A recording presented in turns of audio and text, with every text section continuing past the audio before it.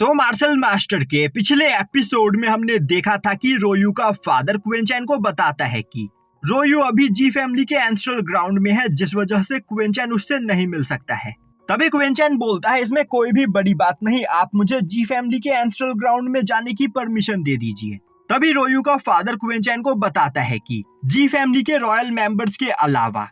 जी family के ancestral ground में जाने की परमिशन बस सुडोंग को है, क्योंकि सुडोंग एक पियरलेस जीनियस है। और अगर टाइनू जी फैमिली के एंसेस्ट्रल ग्राउंड में जाकर रोयू से मिलना चाहता है तो उसे सुडोंग जितना पावरफुल बनना होगा। यह सुनते ही क्वेनचैन बोलता है, अगर मैं आपके इस पियरलेस जीनियस सुडोंग को फाइट में हरा देता हूँ तो क्या आप मुझे जी फैमिली के एंसेस्ट्रल ग्राउंड में जाने की परमिशन दे देंगे? यह सुनते ही रोयू का फादर इसके लिए तैयार हो जाता है, जो देखते ही क्वेनचैन बोलता है, तो फिर ठीक है, अपने पियरलेस जीनियस सुडोंग को यहाँ पर बुला लीजिए, मैं कभी भी और कहीं पर भी उससे फाइट करने के लिए तैयार हूँ। यह बोलते हुए वह उस जगह से जाने लगता है। वहीं पर क्वेनचैन को जाते हुए देखकर जियुन भी क्वेनचैन के पीछे पीछे बाहर आती है और अब वह बोलती है, टाइनू तुम्हें सुडोंग को यहाँ पर अंडर एस्टिमेट नहीं करना चाहिए। तभी क्वेनचैन दोबारा से वहां पर नाटक स्टार्ट कर देता है और बोलता है, तुम्हें मेरे लिए परेशान होने की कोई जरूरत नहीं, मुझे बस यहाँ पर फाइट का इंतजार है और फाइट में मैं सुडोंग को एक कुत्ते की तरह घसीट घसीट कर मारूंगा, जिसके बाद मुझे जी फैमिली के एंसेस्ट्रल ग्राउंड में जाने का मौका मिल जाएगा, जहां पर मैं अपनी होने वाली वाइफ रोयू से मिल पाऊंगा। तभी जियुन बोलती है, जी फैमिली के लोग तुम्हें यहाँ पर बेवकूफ बना रहे हैं, वह बस तुम्हारा यहाँ पर टाइम वेस्ट करने वाले हैं, वह तुमसे फाइट करने के लिए सुडोंग को यहाँ पर नहीं बुलाएंगे। यह सुनते ही क्वेनचैन बोलता है, तो यह बात है, जी फैमिली के लोगों ने मुझे बेवकूफ समझ रखा है, कोई बात नहीं, मैं इन्हें दिखाता हूँ कि मैं यहाँ पर क्या कर सकता हूँ। यह बोलते हुए वह जियुन का हाथ पकड़कर उसे खींचते हुए अपने साथ एक जगह की ओर लेकर जाने लगता है, जहाँ पर जी फैमिली के लोग अपने सभी टैलेंटेड डिसाइपल्स को रखते हैं। दूसरी ओर क्वेनचैन के नाटक को देखकर जियुन को अब धीरे धीरे क्वेनचैन से प्यार होने लगता है। वहीं पर वह सोच रही होती है, आखिर यह पर्सन कितना मासूम है, मैंने कभी नहीं सोचा था कि हमारी इस क्रूल दुनिया में इस जैसे लोग भी एग्जिस्ट करते होंगे। दूसरी ओर यह देखकर रुसिंग को काफी ज्यादा गुस्सा आ रहा होता है और अब वह बोलती है, आखिर इस जंगली की हिम्मत कैसे हुई सिस्टर जियुन का हाथ पकड़ने की।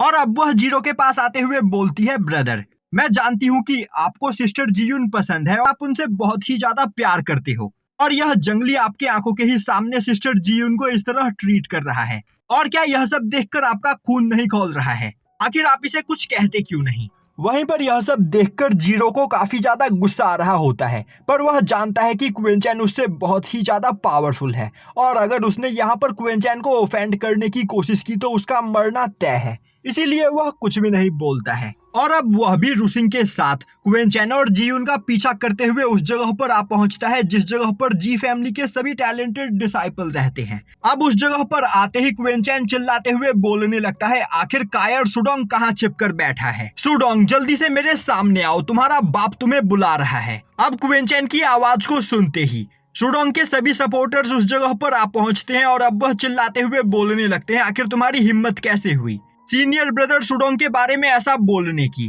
तभी वह पर्सन क्वेनचैन के पीछे जीरो और रुसिंग को खड़ा देखता है, जिन्हें देखते ही वह काफी ज्यादा डर जाता है और उनसे माफी मांगने लगता है। अब जीरो आगे बढ़ते हुए क्वेनचैन से बोलता है, ब्रदर टाइनू यहाँ पर चिल्लाने का कोई फायदा नहीं, क्योंकि सुडोंग अभी इस जगह पर मौजूद नहीं है। तभी क्वेनचैन जीरो को खुद से दूर हटाते हुए बोलता है, मेरे पास यहाँ पर ज्यादा टाइम नहीं है, मैं जल्द से जल्द रोयू से शादी करके अपने माउंटेन पर वापस लौटना चाहता हूँ, और इसके लिए मुझे यहाँ पर जल्द से जल्द सुडोंग को फाइट में हराना होगा। और अब वह दोबारा से आगे बढ़ते हुए चिल्लाने लगता है और बोलता है, कायर सुडोंग आखिर कहाँ छिपकर बैठे हो, मेरे सामने आओ, मैं तुम्हें फाइट के लिए चैलेंज कर रहा हूँ। यह सब देखकर वहाँ पर खड़े सुडोंग के सभी सपोर्टर्स को काफी ज्यादा गुस्सा आ रहा होता है, पर जीरो और रुसिंग के डर से वह लोग वहाँ पर कुछ भी नहीं बोल रहे होते हैं। तभी रुसिंग आगे बढ़ते हुए बोलती है, सभी लोग मेरी बात ध्यान से सुनो, इस पर्सन का हमारे साथ यहाँ पर कुछ भी लेना देना नहीं है, यह कोई पागल है जो इस जगह पर घुस आया है, तो तुम इसके साथ जो चाहे वह कर सकते हो। यह सुनते ही जीरो रुसिंग को रोकने की कोशिश करता है, पर रुसिंग जीरो को वहां पर चुप करा देती है। तभी एक पर्सन आगे बढ़ते हुए बोलता है, तो यह पर्सन मिस रुसिंग और यंग मास्टर जीरो के साथ नहीं है, हम सभी लोग बस आप दोनों की ही वजह से अब तक यहाँ पर चुप बैठे हुए थे, पर अब बस बहुत हुआ, हम इस पर्सन को इसकी औकात दिखाएंगे। यह बोलते हुए वह पर्सन अपने वेपन को क्विंचैन की ओर पॉइंट करते हुए बोलता है, तुम्हें यहाँ पर फाइट करना है तो आओ, मैं तुम्हारे फाइट के चैलेंज को एक्सेप्ट करता हूँ, मुझसे फाइट करो। तभी क्विंचैन बोलता है, तो क्या तुम ही सुडोंग हो? वह पर्सन बोलता है, नहीं, मैं सुडोंग नहीं हूँ। यह सुनते ही क्विंचैन बोलता है, अगर तुम सुडोंग नहीं हो तो अपना गंदा चेहरा यहाँ से लेकर निकल जाओ। मैं यहाँ पर सुडोंग को फाइट के लिए चैलेंज करने के लिए आया हूँ, क्योंकि सुडोंग को फाइट में हराने के बाद ही मुझे मिस रोयू से मिलने का मौका मिलेगा। इसके बाद मैं मिस रोयू को यहाँ पर शादी के लिए प्रपोज करूंगा और उन्हें अपने साथ लेकर अपने माउंटेन में वापस लौट जाऊंगा। यह सुनते ही सभी लोग वहाँ पर क्विंचैन का मजाक उड़ाने लगते हैं और बोलते हैं, तुम एक लूजर हो, आज से पहले हमने तुम जैसा कमजोर इंसान कभी नहीं देखा और तुम्हें सच में लग रहा है कि तुम यहाँ पर मिस रोयू से शादी करने के वर्दी हो। तभी क्विंचैन अपनी पावर को रिलीज करता है और अब बस क्विंचैन के पावर प्रेशर से उस पर्सन के हाथ से उसका वेपन छूट जाता है, जो देखते ही वहां पर खड़े बाकी सभी लोग काफी ज्यादा हैरान हो जाते हैं। तभी वह पर्सन गुस्से में दोबारा से अपने वेपन को उठाते हुए वहां पर अपनी ब्लड लाइन ट्रांसफॉर्मेशन टेक्निक का यूज करते हुए एक अर्थ बेयर में बदल जाता है और क्विंचैन के ऊपर अटैक करने के लिए आगे बढ़ता है। पर तभी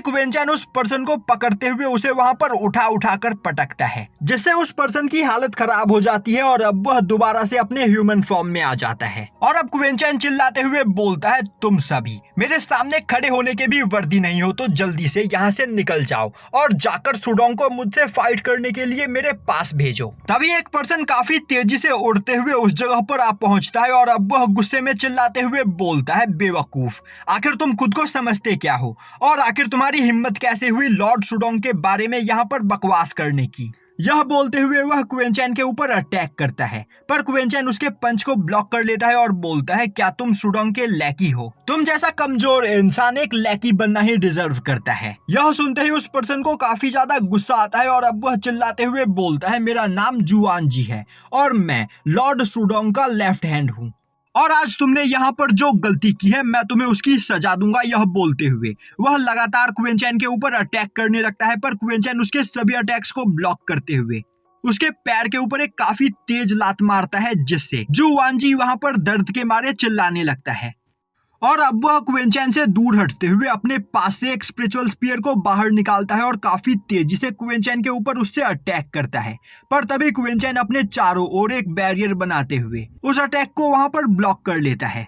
साथ ही साथ वह अपनी थंडर ब्लड लाइन को वहां पर एक्टिवेट करता है, जिससे अब क्विंचैन की बॉडी के अंदर से काफी खतरनाक थंडर स्ट्राइक रिलीज होने लगते हैं, जिसे देखते ही आसपास खड़े सभी लोग काफी ज्यादा डर जाते हैं। और अब क्विंचैन अपनी पावर प्रेशर को रिलीज करते हुए सभी स्पीयर्स को दोबारा से जुआन जी की ओर फेंक देता है। तभी जुआन जी दोबारा से अपने स्पीयर्स को कंट्रोल करते हुए क्विंचैन के ऊपर अटैक करता है। अब क्विंचैन अपनी फुल स्पीड का फायदा उठाते हुए उन सभी स्पीयर्स को वहां पर डॉज करने लगता है, जो देखते ही जुआन जी उन सभी स्पीयर्स को क्विंचैन का पीछा करने में लगा देता है। और अब जैसे जैसे क्विंचैन वहां पर अपनी स्पीड को बढ़ा रहा होता है, जुआन जी भी अपने स्पीयर्स की स्पीड को बढ़ाए चले जा रहा होता है। यह देखते ही क्विंचैन वहां पर हंसने लगता है और बोलता है, बेवकूफ, तुम मेरे जाल में फंस चुके हो। और अब क्विंचैन काफी तेजी से उस जगह पर खड़े सुडोंग के कुछ फॉलोअर्स के पास से गुजरता है, जिससे क्विंचैन का पीछा कर रहे सभी स्पीयर्स उन लोगों के ऊपर ही आकर गिर जाते हैं और अब वह लोग जैसे तैसे करके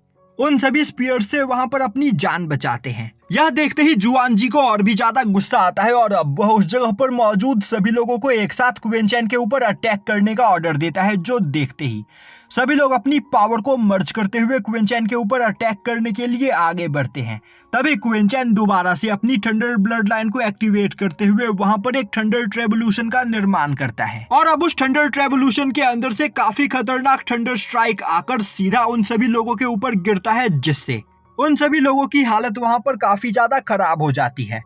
और अब यह देखकर जीरो और रूसिंग भी वहां पर काफी ज्यादा हैरान होते हैं और यहीं पर यह एपिसोड खत्म हो जाता है।